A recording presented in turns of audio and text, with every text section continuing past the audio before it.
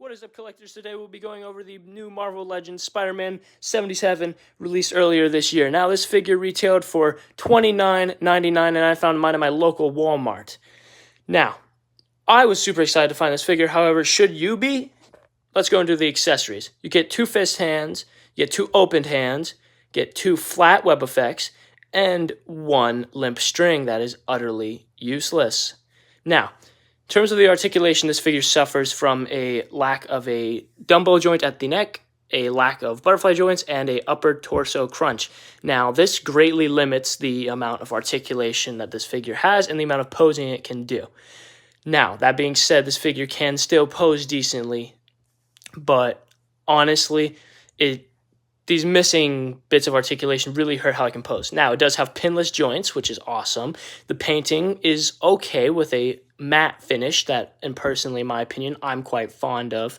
However, there are quality control issues that could be discussed. Now, biggest problem I'd say is the lack of a gripping hand. Now, this figure cannot hold any of his accessories without shoving them into the fingers. That includes the limp string, which you have to wrap around his hand, and it doesn't work all that well, if I'm being honest.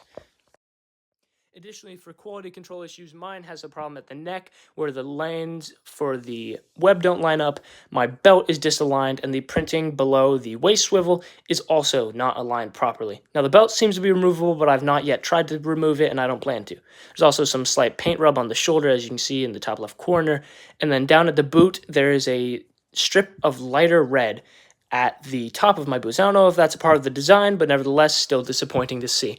If I'm being honest, this figure it disappointed me. Now, the question, should you still buy Marvel Legends for the increased price of $30?